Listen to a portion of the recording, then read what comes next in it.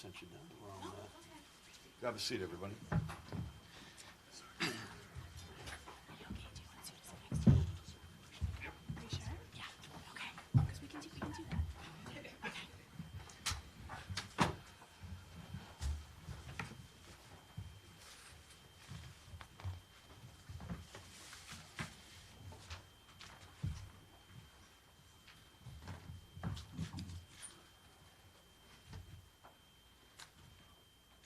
Good afternoon, everybody.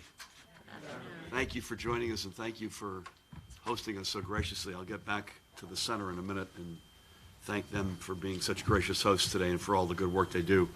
I was going to ask Patricia Woods to kick us off today. Patricia, does that work for you? Yes. Why don't you pull that mic a little bit closer? Yep. Good afternoon, everybody. My name is Patricia W. I am a recovering alcoholic and addict. I am in the HER program right now, which stands for Heal, Empower, and Rebuild. I've had a long road of addiction in my life. It's a family disease. My parents were alcoholics. My brothers and sisters, some are in treatment, some aren't. And I do also have a son who is in treatment, but he was addicted to opioids, which is a big problem in the world these days. He is on Subutex now, which I believe in the medication assistance therapy, because I myself am also on Vivitrol, and it is helping me with my cravings. But it's not a cure-all, but it does assist me, and I'm very grateful we have that. My son now has been clean a year. I am clean 14 months. I've been clean before, but thank you very much. Thank you. I've been clean before, but with the Vivitrol shot, that is what I take. It's the cravings aren't there, and this is the cleanest, most positive time I've had in my umpteen years. I'm not saying how many. But I'm very proud of myself, and I'm very grateful to be in the HER program. Miss Farley Sue over there is my counselor. And they help you to be able to go there, a safe place, to open up and say you do relapse, because relapse is a part of recovery. If you do relapse, you can be in a safe place to say it, and you won't get kicked out into the street, because you need to go back and be able to get more help. Some people aren't ready right away. They know they don't want to use, and they're tired of it, but they need a place to go, such as the HER program, which I'm grateful for. This is my second time at the HER program, I must say. But now I am on the medication assistance, Yep. and I do believe in that. I highly, personally believe in that myself. So I'm just grateful to be here, and thank you for having me. I really mean that. Honored to have you. Thank you so let's much. hear it for Patricia. Wishing both you and your son great days. Thank you so much. And I'm a new grandma, too, by the way. I just want to throw that in there. What was that? Yeah, very good. Sober one. Are you in Warren County? Do you live here? I am in Phillipsburg, yes. In Phillipsburg. Yes. Great to have you with us today. Thank you so much, Thank Governor. you for being here. You mentioned and gave Sue Farley a far better introduction than I could possibly give her. But I want to thank you and your colleagues at the Family Guidance Center here in Warren County for hosting us so graciously. More on the organization in a minute, but would love to ask you, Sue, to say a few words. You're the HER program supervisor, and we can't thank you enough for everything you do, in particular, and for having us today. Thank you. Thank you. Yes, my name is Sue Farley. I am the supervisor for the HER program, which stands for Heal, Empower, and Rebuild with the agency, with Family Guidance Center. We're actually funded through DCF, and we work with women only, and we are a program for co-occurring disorders, primarily trauma and substance use.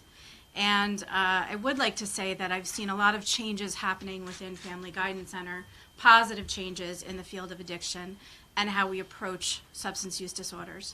I've been with the agency for about 10 years. Recently, we've seen some changes within the past year where we now have peer recovery support specialists. So I am able to work with them too within the program to be able to link them to greater services in the community so we can offer more of a wraparound service. So it's not just that people are coming in 3 days a week, 4 days a week for treatment. We're now saying to them, listen, if you really need somebody to talk to, this is a peer support specialist that can talk to you, and they can go meet them for coffee, they can meet them at a meeting. So it really brings a whole new dynamic to the treatment and the field of substance use disorders. How long have you been here, Sue? I've been here since 2009.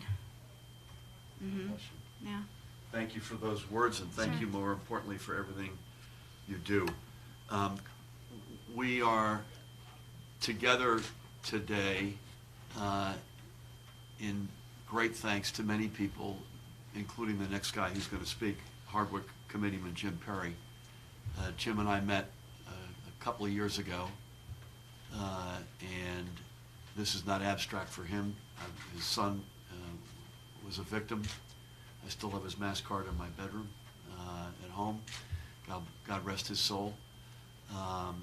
Jim is one of a number of folks here today from both sides of the aisle. This is overwhelmingly a bipartisan endeavor. Let's not forget that. So we've got from Congressman Josh Gottheimer's office, Cheryl Krause is representing him, and it's a big deal. Cheryl, thank you for being here. It's a big deal for, I know, the congressman. I want to give a shout out to the legislators in the 23rd District, Senator Mike Doherty, John DeMeo, and Eric Peterson. I know they care, well, not here, they care deeply about this. Hope Mayor Tim McDonough's in the back, who moonlights with the New York Jets, and is actually on the depth chart at quarterback for next year. So I wish you well, and I wish you a good season in green. Warren County Dems Chair Tom Palmieri was here. Maybe he still is. Tom, I'm not sure where you are, but he's still here.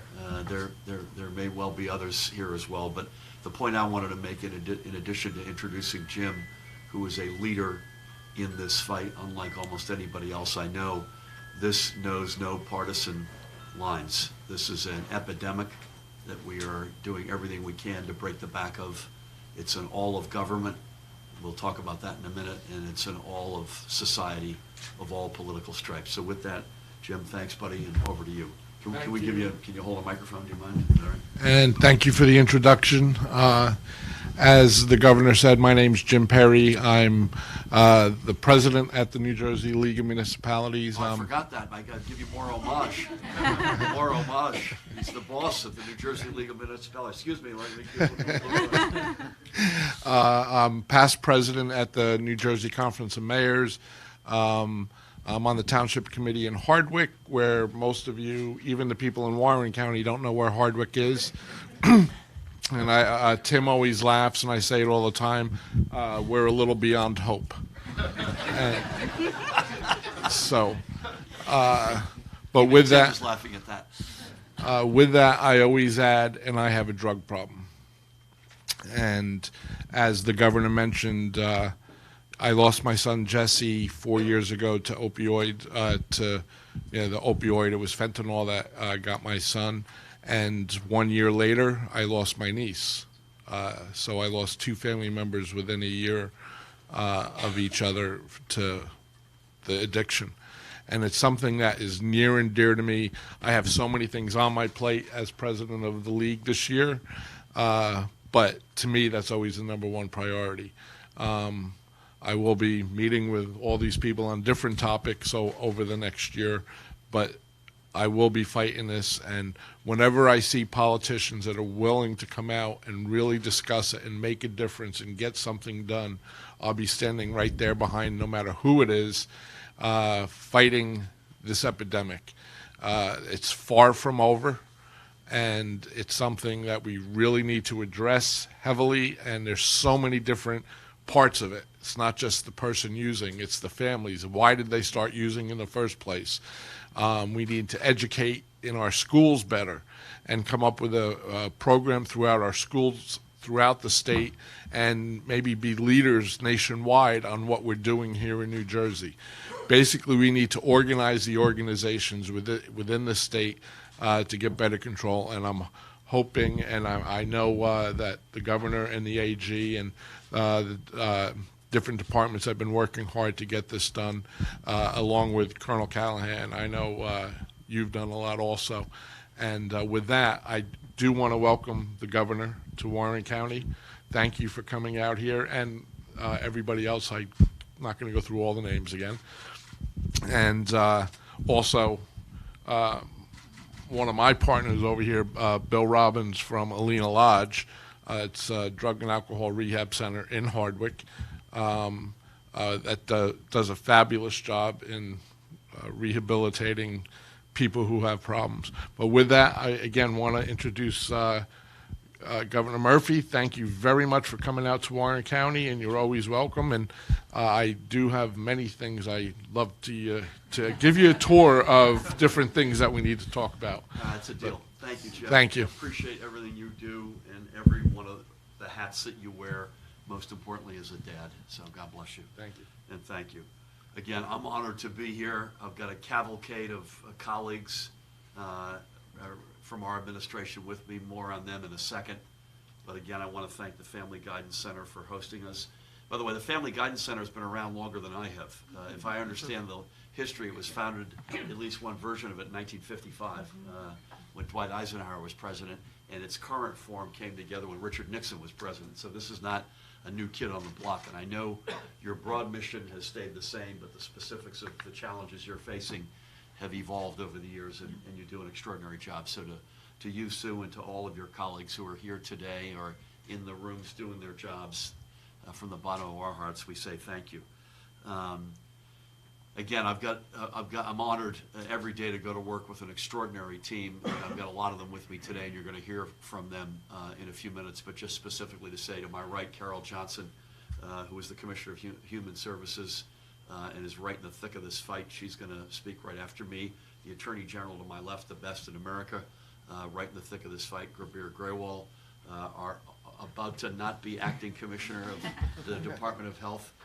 Judy Persicelli, also obviously right in this, and are about to also no longer be acting Commissioner of the Department of Corrections. Marcus Hicks will also be speaking. I got to turn my mic on, sorry. Most people would like it the other way, by the way, Grabir. Hey, am I good? It's kind of a Wayne Newton era microphone here, so I'm dating myself. Superintendent Colonel Pat Callahan. I think it is on, is it? Okay. Thank you. I'm not sure why that felt to you to have to make that. Somebody adjustment. texted. It was not I. My phone's in the car. So Colonel Pat Callahan is with us. Pat, thank you so much for being with us. And Linda, his wife Linda, and daughter are with us. So that's pretty cool. They're Warren County types. So it's great to have you. In addition to Bill Robbins, who Jim introduced, Deputy Commissioner Katie Storer on the right, and Deputy Commissioner Paul Yen are with us representing their departments, and thank you each for being here today. So there's no celebration. Let me just say that right up front. But officially, the number of deaths in 2019 as a result of this opioid epidemic was somewhat lower than in 2018. The total deaths are 3,021, each of them a blessed human being, each of them gone, and each representing families around the state who will grieve their loss forevermore. So it's a 3% decrease. I guess we should take some comfort in that. It's 97 fewer deaths this year than in 2019 than there were in 2018. And it does come on the heels of multiple year-over-year double-digit increases in the deaths. But it's still 3,021 deaths too many.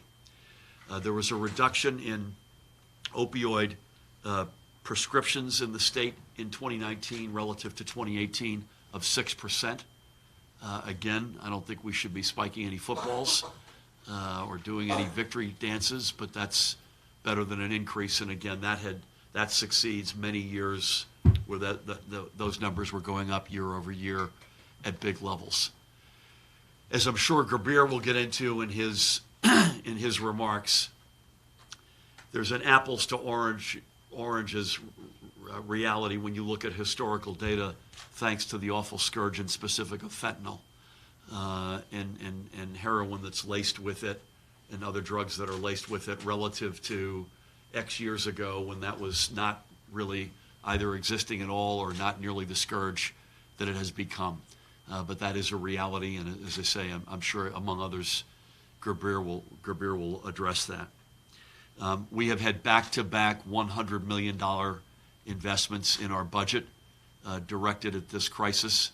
I'm not announcing next year's budget until 6 or 8 weeks from now, but you should assume that we will continue the fight.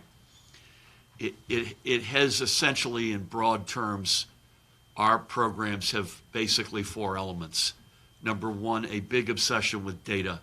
I've used the phrase before that we're moneyball addicts in all of government, but in specific on this. So we're not making decisions based on our gut.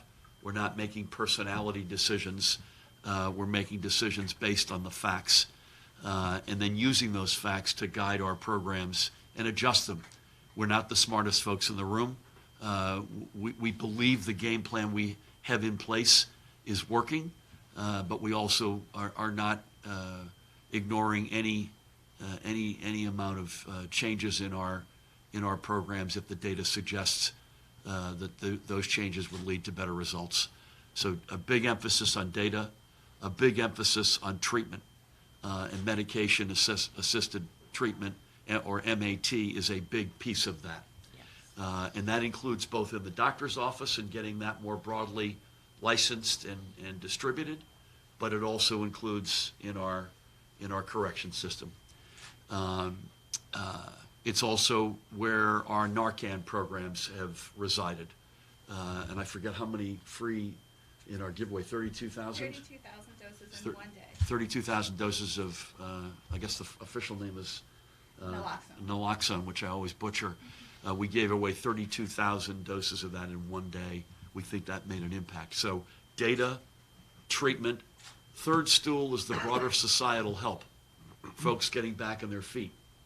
And Patricia, you've lived this with your family and your son, but that includes non-treatment stuff like housing and employment. So the environmental factors that contribute and aid and abet someone's recovery is the third leg of the stool. And the fourth leg of the stool that these guys know well, and the prosecutors who are here, and Gerbir will give them a proper introduction, is law enforcement.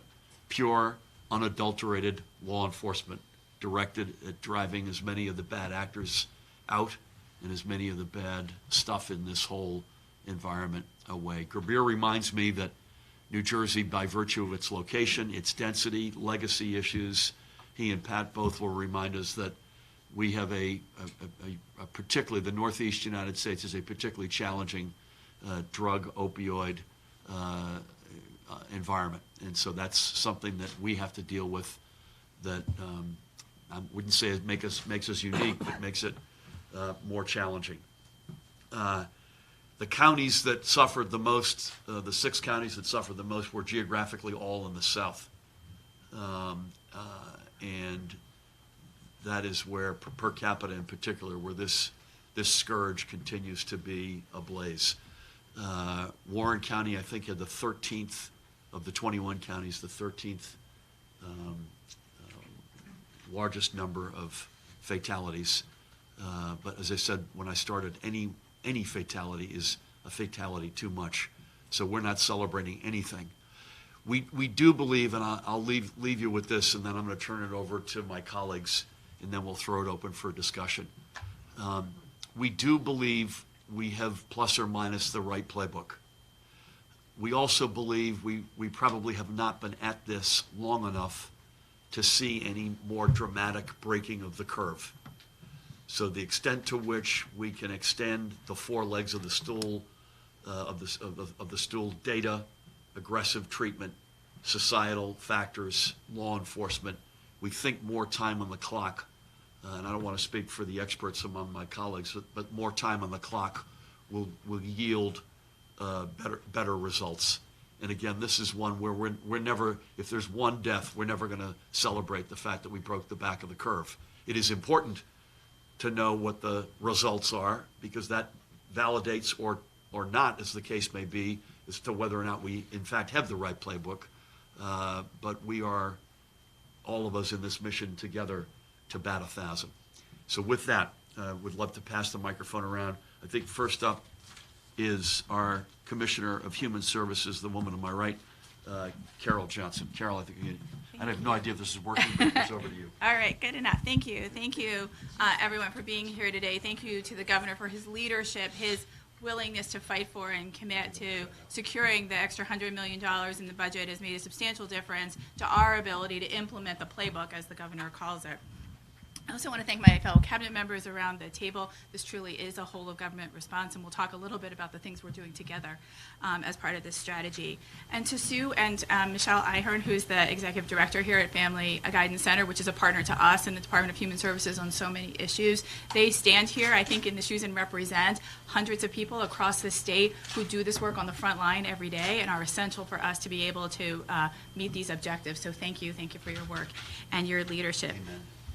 I really want to thank Patricia. It takes courage and grace to sit in front of a room full of people and tell your personal story and tell it with such grace and dignity. So thank you for sharing. Amen. Thank you. And to Committeeman Perry, it really is a mark of true leadership, your willingness to use your platform and to tell your heartbreaking personal story. It gives so much hope and encouragement to other families. So thank you for doing that. I want to start by sharing one of our challenges. I'll talk a lot about our opportunities, but I want to start by sharing one of our challenges, which is that many of you in this room, because you followed it, you've written about it, or you've helped participate in us designing initiatives, know that we've spent the last 24 months leaving it all on the field, right? We've changed the way we pay for treatment in Medicaid. We've expanded access to Naloxone. We're launching our jails initiative. We've done everything. We wake up every day thinking about what more can we do here. But despite all that, we're facing this threat from Washington about undercutting and gutting the Affordable Care Act. Now, look, I know everyone has different political views about the future of health care, but the Affordable Care Act has brought billions of dollars into our state to expand health care coverage. We have 500,000 people on Medicaid who did not have health care coverage before. So many of those individuals are individuals who have struggled all their lives with mental health and substance use disorders and were locked out of the health care system. And look, we were paying for them anyway. They were showing up in emergency rooms, in the justice systems, in our child welfare system. And now we have federal resources. The feds are paying 90% of the care for those folks. So that is making a huge difference for our ability to fight this fight. And the fact that there is this blatant effort to gut that law through the courts is really what keeps me up at night when I worry about how we're going to continue to make the progress that we've made over the last 24 months. But let me talk about optimism. My optimism for the work going forward is because we have the resources that the governor has committed to. We have this team around this table that's willing to fight together to do all the things that we know can work to combat this epidemic. And really, our strategy in human services to implement, to operationalize what the governor has outlined in his strategy is to do two things: save lives, get people connected to treatment. And saving lives is about our first step is about getting Naloxone to as many people as possible. The governor mentioned that earlier this year, we made Naloxone free. We had a free day. We partnered with pharmacies across the state. We made Naloxone available to the pharmacies. We let individuals across the state come in. They didn't need to give a prescription or their name or anything, and they were able to get Naloxone for free. We gave away 32,000 doses in one day, which I think is a testament to how much, A, how concerned people across our state are, and B, how much they want to help. And so we were happy to see that, but also sort of take some humble notion that we have a lot more work to do. So today we're announcing our next step in our Naloxone free giveaway program. So we, just yesterday, Pat and the AG and I sent a letter to all police departments across the state. We're going to make Naloxone for free to police departments across the state. Our letter went out yesterday. I woke up this morning to 80 emails in my inbox of departments raising their hands saying, yes, please. So we expect a very robust showing in that. I sent a letter yesterday with the head of the state library to librarians across the state. As many of you may know, because libraries are safe public spaces, we're starting to see librarians as an essential community partner in saving lives and getting information about treatment. And so we're offering Naloxone for free to public libraries across the state as well.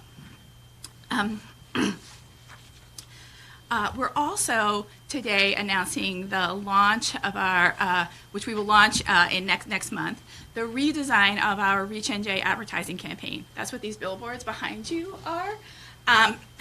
We Our 844-REACH-NJ is our hotline to be able to connect people, our 24-hour, 7 days a week addiction hotline to connect individuals to treatment. What we found when we inherited the line was that people were having to go through multiple layers to actually get to real help. So we redesigned the system so people can connect to a live counselor. And we also redesigned our advertising with the input and help of individuals with lived experience and their family members. And so this message over here, the I hug him twice in case it's the last time, was by far the most resonant message in all of the focus groups we did, in all of our staff focus groups with individuals who provide service and experience. And so we will be getting that message out and getting the message out about calling 844-REACH-NJ across the state over the next year. And as the governor mentioned, Marcus and Judy and I have been working together on an initiative to get medication-assisted treatment into jails across our state and to have the jails work with us to connect individuals to community-based treatment post-discharge. And so we have now made awards totaling close to $8 million to jails across the state for the purposes of doing that work. We announced that opportunity in October. We got a very robust response from wardens across the state. We're really excited about their willingness to partner with us. We know that individuals who come out of jail having previously used opioids are particularly vulnerable to overdose post-discharge. And so getting treatment behind the walls and making sure people are connected afterwards is a critical part of our strategy. And all of that really builds on the work we're doing in Medicaid to make sure that people can get medication-assisted treatment. So we've lifted prior authorization requirements. That's sort of a wonky term that means we were making it hard for people to get the treatment we actually wanted them to get. So we changed our rules so that individuals could get medication-assisted treatment when their provider, when their physician or nurse practitioner told them that they could get it and when they were ready for treatment, instead of them making them go through a series of bureaucratic hoops to be able to get access to treatment. We also created a new pathway so that community-based physicians and nurse practitioners can get better paid to do medication-assisted treatment, and so that they can also have access to, we can pay them for services in their office to help connect people to counseling, community-based services, housing, housing supports and employment supports, like really thinking about how we bring together the fact that people need a pathway to recovery, and it's not just about the treatment, it's about the treatment and that pathway to recovery. So we're really thinking collectively across the board about how we implement all of these strategies so that we can continue to make progress on our overall numbers. And we're committed to keep fighting because we have to do it because lives depend on it. So thank you so much for being here with us today, and thank you for the work you do. Thank you, Carol.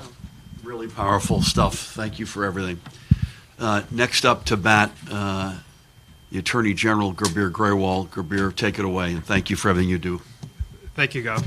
I want to thank the Warren County Family Guidance Center for having us this afternoon and for the role that they play in all the efforts that we undertake collectively to push back this epidemic in this state. I think I'll start where the governor left it with the numbers.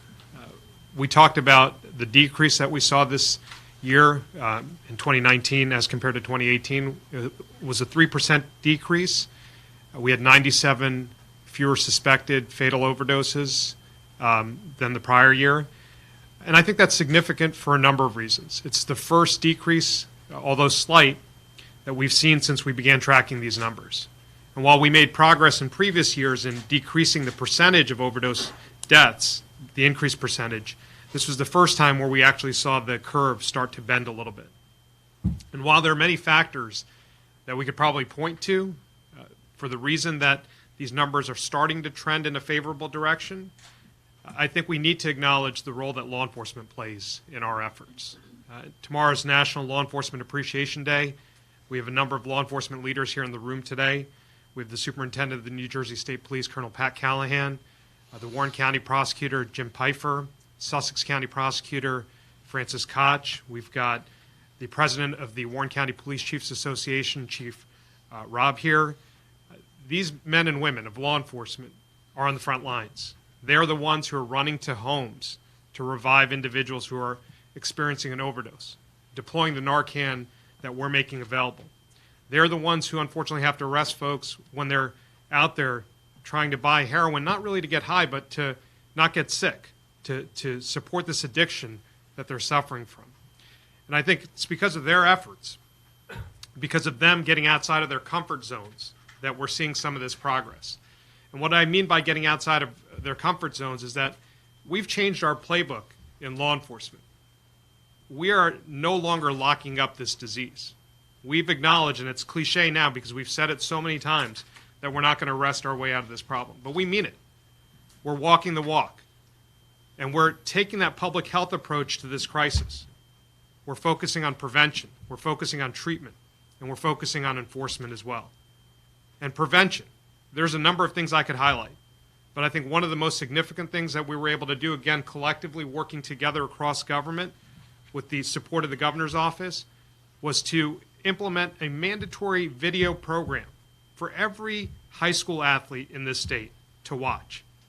Not just them, their parents as well, about the dangers of opioid addiction, about the different paths to addiction. Because far too many times when we talk to law enforcement officers who are locking up a young person or trying to revive a young person in their town, it is sometimes that former athlete who started on this path to addiction with an opioid prescribed for an injury and had the pressure to get back on the field. So now 16,000 athletes across the state and their parents have to watch this informational video. But it's not just that. It's all the other efforts that Pat and his team are undertaking. The law enforcement against drugs, getting back into our schools, talking to young people. It's the leadership of chiefs like Lisa Parker in Manchester Township and her Not Even Once program. It's our county prosecutors who are out there in our high schools, in our elementary schools, talking about the different paths to addiction and trying to discourage young people from getting on those dangerous paths. And I think that's them getting outside of their comfort zones, doing things that are not traditionally associated with law enforcement, but that's what it's taking to push back this tide that we're seeing, that rise we saw until last year. Outside of prevention, treatment, we're focusing on diversion programs. Operation Helping Hand, a program that I started in Bergen County at the prosecutor's office there, is now in all 21 of our counties thanks to the governor and his support. The governor's office provided nearly $2.2 million to make that program statewide in 2018. In 2019, we went to all 21 counties.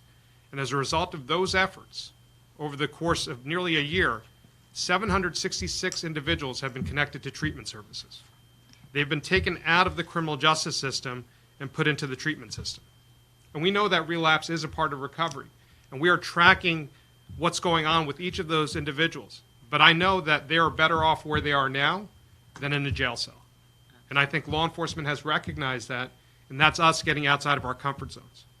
And treatment also means those 5 overdose response teams that, again, thanks to the support of the governor and all the commissioners here, we were able to fund 5 overdose response teams. Now when an officer runs to an overdose scene with first responders, with EMS, they're connecting them to treatment services. There are recovery specialists who are deployed to those overdose scenes. And we've deployed that in 5 cities that are hardest hit by this epidemic.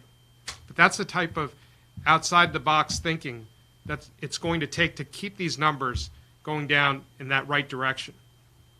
Enforcement, the governor said it best. This is what we do. The colonel and I had the privilege of presenting on a program that the state police implemented in this state. It's called the Death Stamp Project. It's ominous. But every time there's an overdose in this state, we have a heroin wax fold sometimes there, and it has a stamp on it. And we could use that and all the other tools that we have to work back to those deadly heroin mills that are pumping out this poison onto our streets. And as a result of the state police's efforts and the efforts of prosecutors around the state, we've taken down 11 of the deadliest mills in the last year, including 4 that were tied to over 300 overdoses, including 133 fatal overdoses. And as a result of those efforts, 4.5 million doses of heroin are now off the streets. Enforcement also means taking it to the boardrooms. And we've taken it to the Sackler family. We've sued them individually to hold them accountable for their role in fueling this epidemic. And enforcement also means taking the licenses of those bad doctors that start people on these paths to addiction as well. So last year we took the licenses or suspended or revoked the licenses of nearly 26 physicians who are monetizing their prescription pads rather than treating patients. And again, that's a whole of government approach. It's all of us getting outside of our comfort zones, to make sure that we push these numbers down in the years to come. But again, I want to recognize the role that law enforcement has played. They're the ones who are out there breaking this cycle that we see every day. Pat knows it, all the chiefs know it, of arrests, Narcan save, and overdose. And they're doing that day in and day out to prevent that next fatal overdose, to keep people alive long enough until they're ready to get the treatment that they need, because they have to be ready to get that treatment to turn their lives around. So again, I want to thank the governor for his efforts in supporting our law enforcement initiatives. I want to thank my fellow commissioners for their support in this whole of government approach. And I think collectively we're going to continue to push these numbers down in the future. Thank you, man. May I? Yep. The magic mic. A couple of things before I ask Judy to say a few words, and then Marcus, and then I'm going to start with Bill, and just quickly after they speak, just come around. If give us each of us give us a magic wand for 2020. If we could just do X, what we would get Y results would get materially improved. I want to thank each of you have said something that I had glanced by, but whole of government. This does not reside in one place in our government. It doesn't reside just in state government. It is an all-in across all of our agencies, certainly in departments, but at all levels of government. Secondly, you made a point, Gerbir, which I've seen with my own eyes.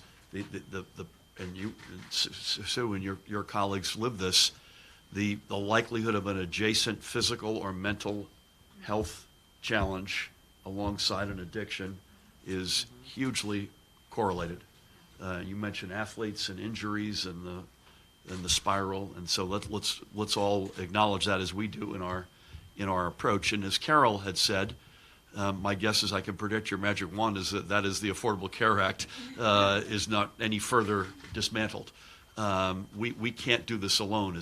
As good a job, let's assume we did a perfect job at the state level, perfect job at the township and county levels.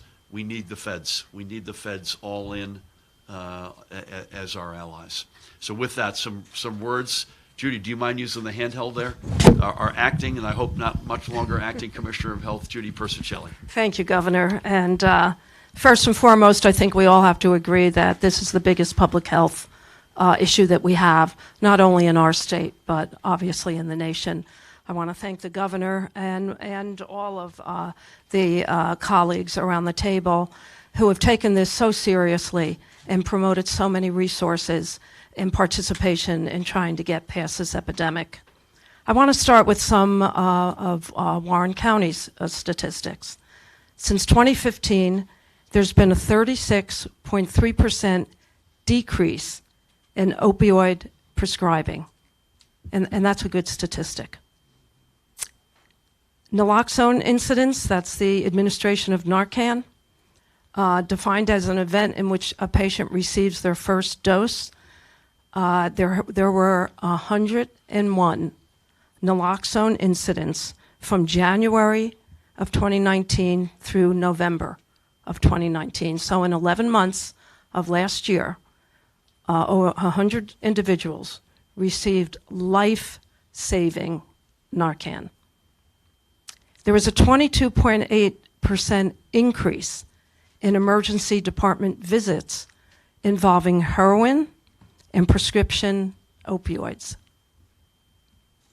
Heroin and fentanyl have been the two most common drugs mentioned in the toxicology of those who have died from overdoses. According to preliminary death data, there were 30 suspected drug toxicity deaths in 2018 and 15 in the 11 months of 2019. So there are the statistics of Warren County. The Department of Health approaches addiction as a disease. And as with any disease, we approach it with a coordinated group of strategies that include prevention, harm reduction, treatment support services, education, public health, and surveillance. Additionally, adverse childhood experiences, even witnessing childhood trauma, has an effect on the propensity to addiction in later life. It is a disease rooted in biology, and more than half of the risk is genetic. The epidemic is extremely complex. As we follow the statistics, we're learning that the face of the epidemic is changing as we speak. Every single day, different substances are coming in through the black market, and we're seeing overdoses increasing in heretofore populations that seem to be somewhat immune. We saw a 60% increase in overdose deaths in populations of people of color between 2017 and 2018. 60% increase.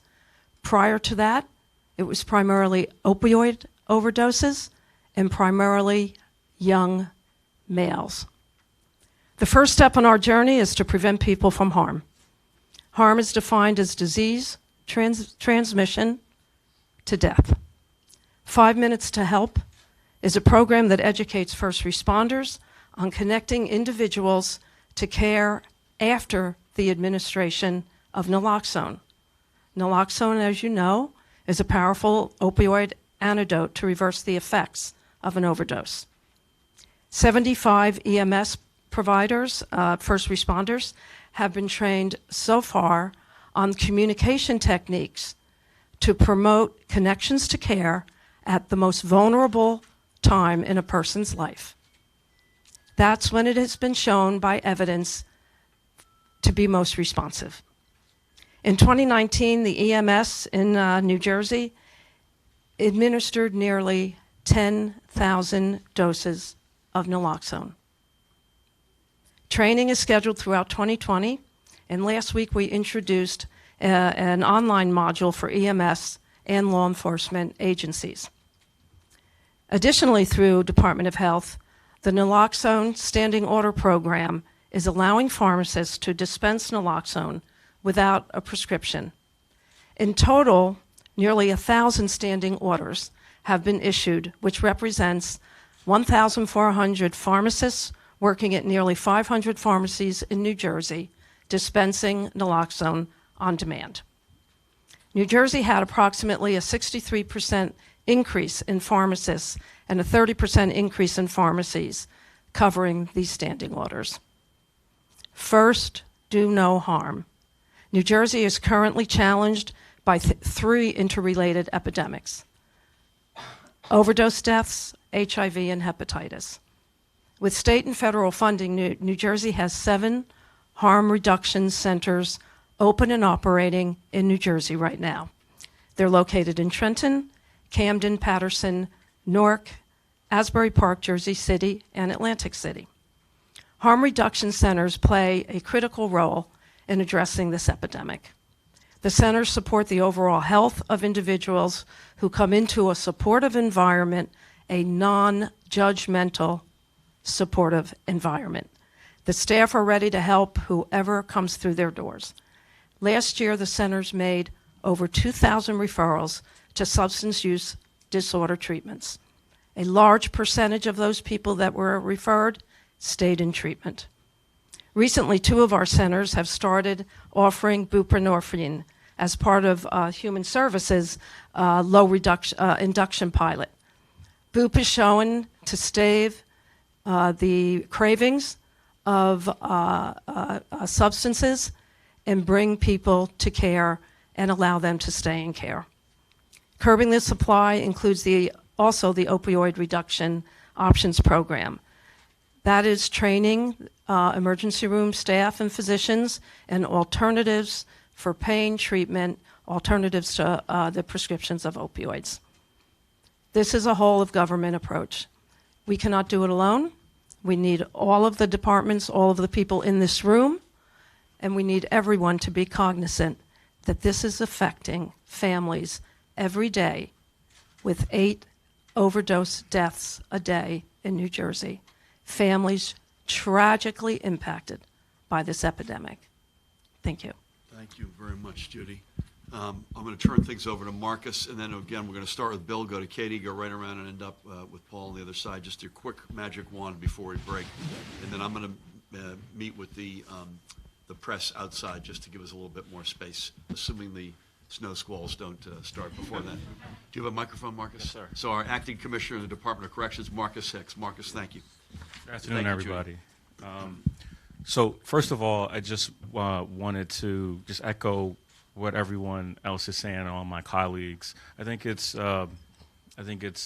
poignant that DOC is at the table, and I said this last year when we were announcing the opioid, response, that many of the folks that you all deal with and that you deal with have been justice involved, and we should be at the table. We should be part of the strategy to come up with ways to combat the opioid epidemic, and we have been glad to participate. And so again, I want to thank you, Governor, for having us here at the table. Our whole purpose is to try to create ways to reduce recidivism, enhance public safety, but most importantly, save lives. And at DLC, we know that 26 to 30% of the people that come into our system have a substance use disorder diagnosis. And so it's incumbent upon us to do all we can to address this issue. It starts with us. It starts with a comprehensive assessment. And so we assess everybody at intake to refer them if they need treatment. We are doing MAT, which is considered to be the gold standard. And just so all of you know, in the correction setting, this is not something that is widespread. What we're doing here in New Jersey is that we're actually offering all FDA-approved forms of medication. So that's bup, that's methadone, naltrexone, Sublocade, Vivitrol. We're doing it all because we recognize that there's no one-size-fits-all approach. And I believe that taking that mindset is going to help us provide the treatment that we need to get people better. I love what Sue said about the Peer Navigator program, because we actually have that model in DOC. We actually have folks that have a history of incarceration and or recovery. We've trained them to work with our population. So at intake, they're educating our folks on the benefits of treatment, what services are available to them, and then 6 months prior to their release, they engage in a discharge planning process that actually continues 1 year post-release, because we know how important that aftercare component is. To date, just to give out some preliminary statistics, we've had 953 people participate in our mentorship program. So we believe that that's the way to go, and we're going to continue to do that. Carol said that one of the challenges was trying to get our county jail systems on board. We have about 10,000 people incarcerated in our county facilities. So while we believe that we have a strong state model, expanding that to the county systems was something that was on our agenda. And we're proud to say, as she said, that we've offered $8 million in grants across our county systems. Warren County is a $150,000 beneficiary of our grants, so that they can actually start their MAT programs or expand. With the emphasis on this sort of, peer navigator community support component. The other thing I wanted to mention in terms of Narcan, I can't talk about how important this is. We've been using Narcan in a correctional setting for quite a while, but we're actually allowing our officers to carry it in the communities, and we just actually had an officer deploy it last night and actually save somebody's life in the community, off duty. So this is real. It's working. It's actually saving people's lives. So, I commend the administration and the AG's office for equipping our law enforcement officers with it, because it is actually making a difference. And the last thing I wanted to mention, the governor talked about dual diagnosis, and we see that in DOC. The folks that come into our system, they're afflicted with many different diseases and challenges. And one of the opportunities that we saw was trying to have the flexibility to use the opioid money to treat people that have substance use disorder as well as hepatitis C. And because the governor gave us the flexibility to do that, FY19, we were treating 78 people in our system that had both diagnoses, FY20 to date. That number more than doubled to 183, and we're going to continue to serve people that are fighting both of those battles. So I think moving forward, as far as corrections is concerned, we're going to continue to work with our county partners, continue to build upon the successes that we've had, because we know that most of the people in our custody will be hitting the streets. They are coming out.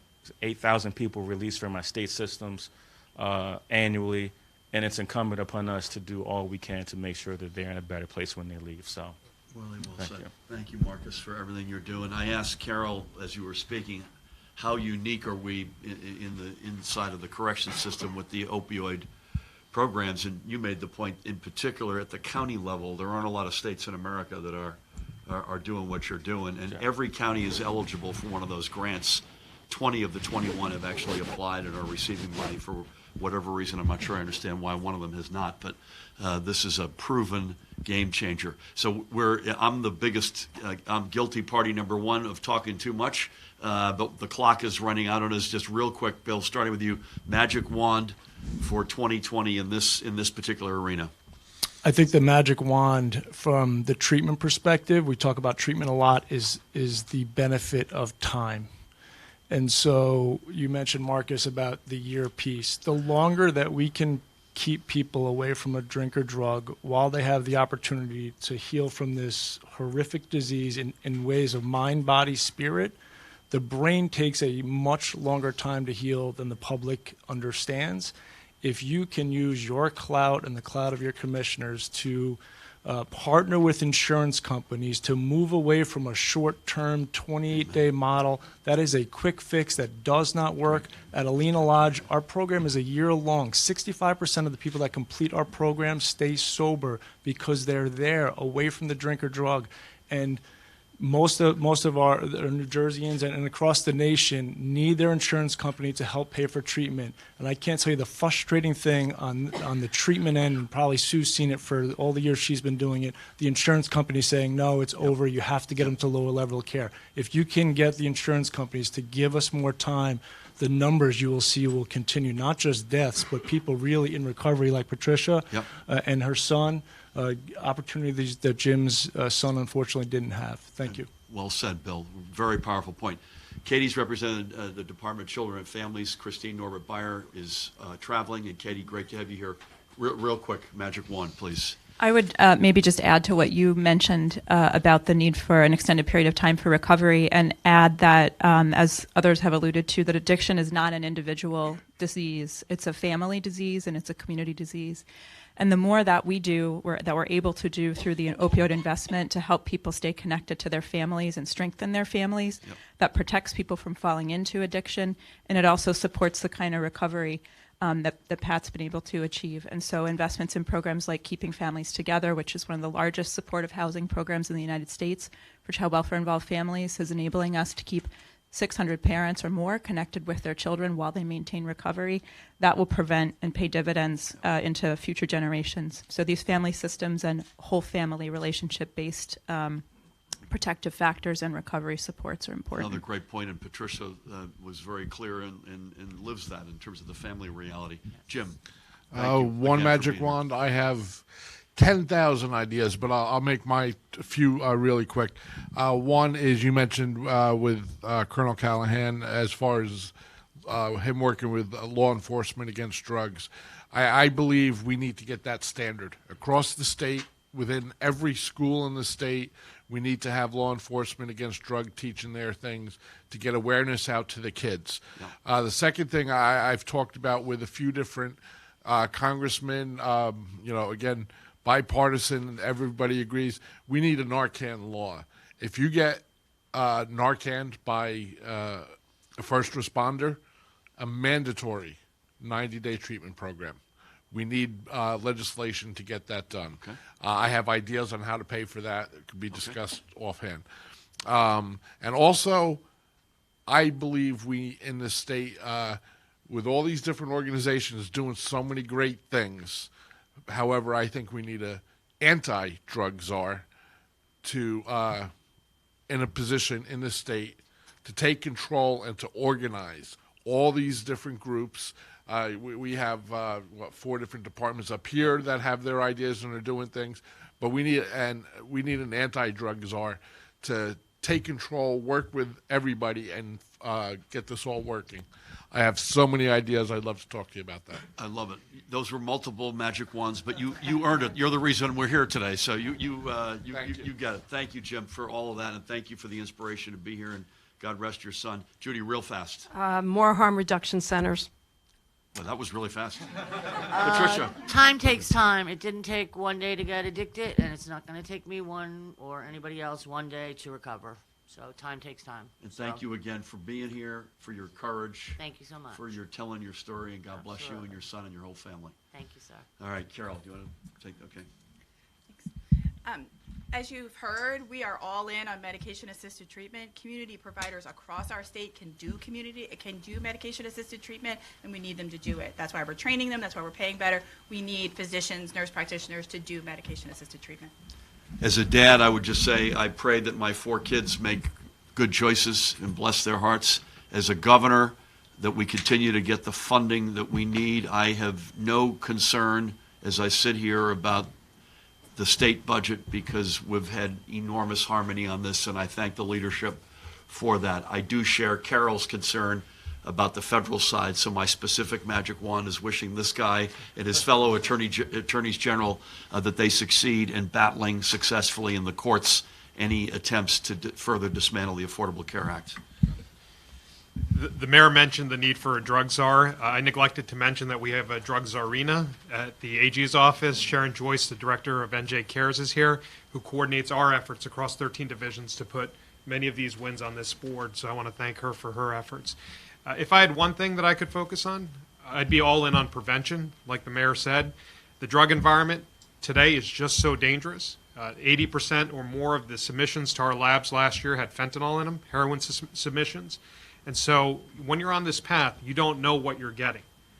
And so the folks who take care of treatment will take care of treatment. I'd rather not have to do any enforcement if we could stop the young people early on from getting on these paths to addiction. So LEAD and other great programs. If there's a way for us to get into every school, I'd love to do that. Love I'll that. set up an appointment with you and Nick tomorrow. Yep. We'll sit down and we'll talk. Done. Love that. Love that. Sue, thank you again and your colleagues for hosting us. Grab that if you, is that one working? I think actually Marcus is. Real quick, a magic wand from your Yeah. side. Again, thank you so much for everything you do, including for hosting us today. Thank you.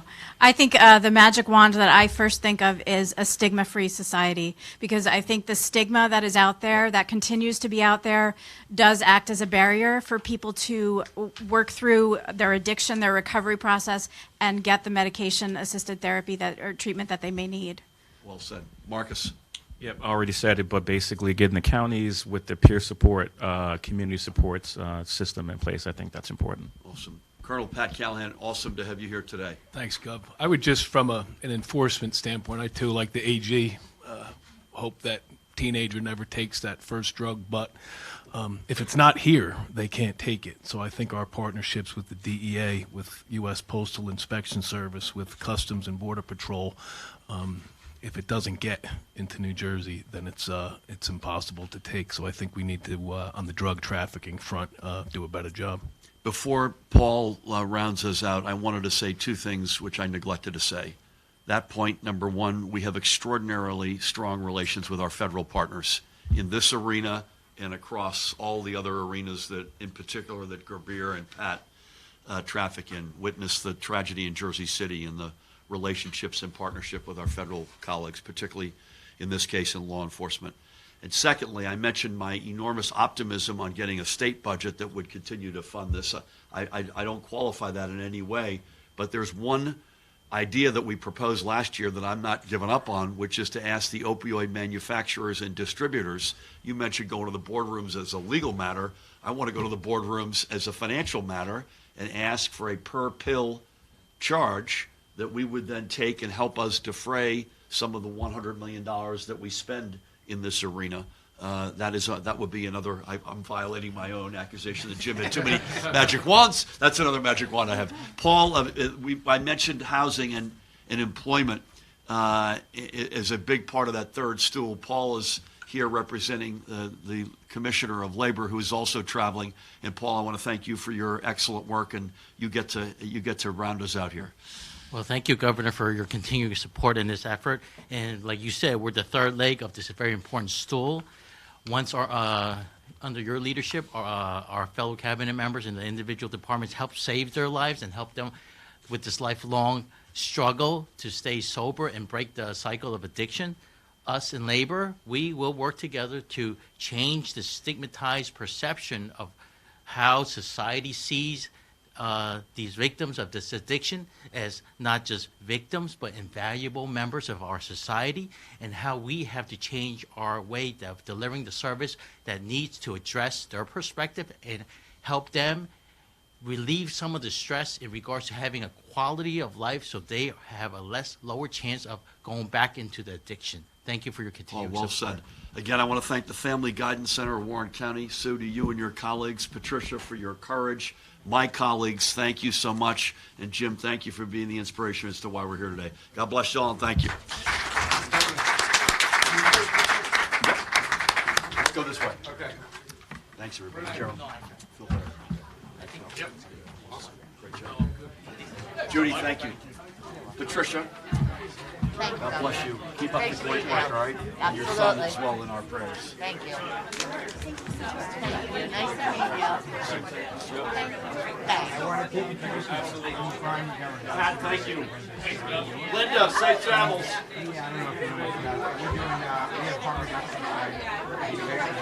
Good pairing.